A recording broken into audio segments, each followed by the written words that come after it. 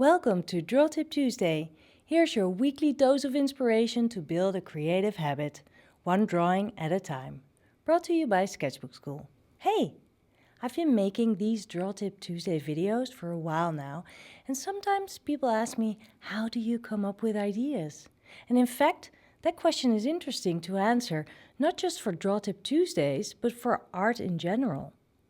If you want to keep a creative habit, you'll need to make art regularly. But what if you run out of ideas? And there is not one general answer for this question. We're all different, so the way we come up with ideas is different for everyone. But one thing is certain, you can't just sit around and wait for an idea to come to you. Picasso said it already, inspiration exists, but it has to find you working. So I have collected some random tips for you based on my own experience. Look around you. Ideas can be found anywhere. You don't even need to go anywhere for it. You can find them simply inside your own home. When I don't know what to draw, I just draw whatever is available. My feet, the teapot, the toilet bowl even. Anything goes. If you're looking for ideas outside of your home, keep it simple too. Look at the shadows and reflections casted by the sunlight. When doing groceries, take a close look at the fresh produce. Smell it. Open up your senses. Look at the people around you. Talk with them. Often, from even short conversations, you can learn a lot about or from someone. And even if it doesn't feel like a big aha moment while you are chatting, that minute of small talk can give you big ideas. Read. Pick up a magazine, flip through its pages, look at the photos and illustrations, but also take the time to read the articles that seem interesting to you. They can be completely unrelated to art. In fact, fashion or interior design or cooking are all about creativity just as much.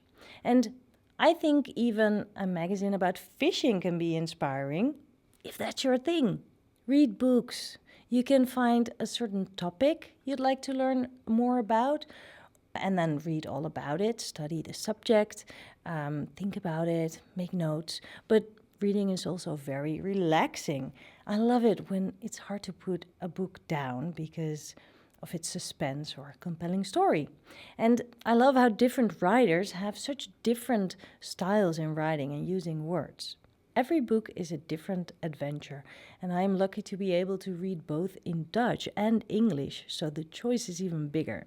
And sometimes just one sentence can spark a completely unrelated idea for your art. Or what about children's books? Looking at the illustrations, seeing how the illustrator's imagination is reflected in the art. If it doesn't give you any ideas, at least it's just a lot of fun. Watch a movie. Any form of storytelling can be inspiring. Sometimes a scene, one sentence, or the way an actor is playing their role can give unrelated ideas. In my experience, inspiration strikes best when I go to the cinema to watch a movie rather than watching it at home from Netflix. The cinema gives that extra experience feeling to it, and at home I will have too many distractions to really open my mind and absorb it all. Speaking of absorbing, visit a museum. Not because you want to necessarily make art that should hang in a museum, but because looking at art is fun. Look for color inspiration, themes or topics that you could apply in your sketchbook. Look for interesting mediums you could play with.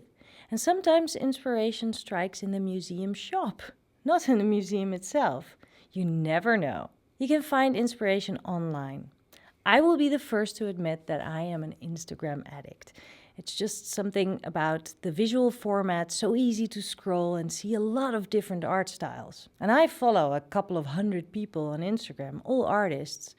Often I wonder about the tools or techniques they use, and I'll find out more, about it through their websites. And then I'll try mimicking it if I really want to learn, and learn about their approach, a certain style or subject. So you can really try to find out more about how they work, how they come up with ideas, and learn from that. Isn't it amazing that we have an infinite library of art online that we can just explore and learn from every day? I do have a side note to this tip, because if you're starting to feel intimidated rather than inspired by looking at other artists' work, then stay off social media. It won't give you any ideas, it'll just crumple your self-confidence. Don't forget that being an artist can feel vulnerable. Realize that and don't torture yourself. Instead, go for a walk.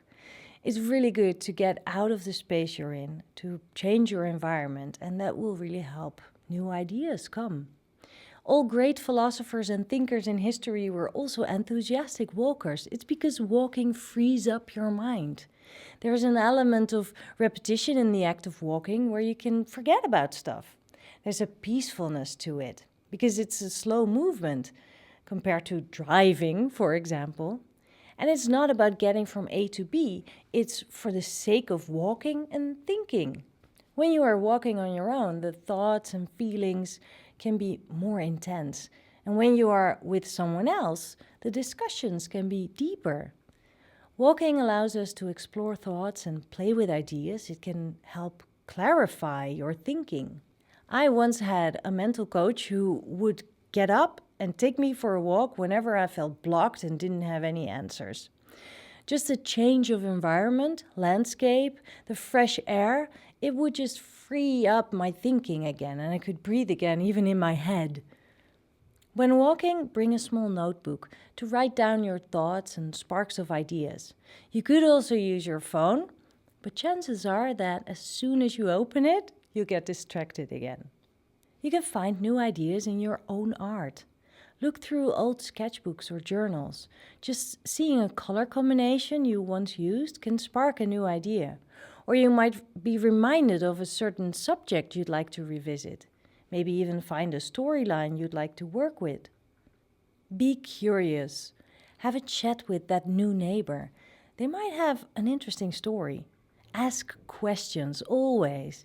Buy a product, and I don't just mean art supplies, just any product that you've never bought before and try it. Find a recipe you've never tried before. Call a friend to ask how they're doing and what they're up to. You might just come up with new ideas and fresh thoughts. Make lists. Have a list where you add ideas as they pop up. Be sure not to judge your ideas at this point. What feels like a silly idea today might actually end up being the right idea tomorrow. I use lists to generate and prioritize ideas for my Draw Tip Tuesday videos. That way I create an archive of ideas that I can add to from time to time, and it's just a great resource. You can make mind maps. Begin with an idea or a word that inspires you and circle it. Then jot words or phrases that you associate with it around that initial word. Use lines to connect certain words that are related in some way.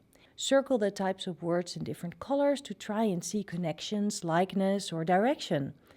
You can get back to the mind map and add ideas whenever you like. It's a different way of list making in a more associative way. Don't try to come up with ideas. If you can't sleep, it doesn't help either to tense up and think, I need to sleep, I need to sleep. It only makes things worse. If you don't have ideas or inspiration and then you think, I need to come up with a great idea, that really doesn't help.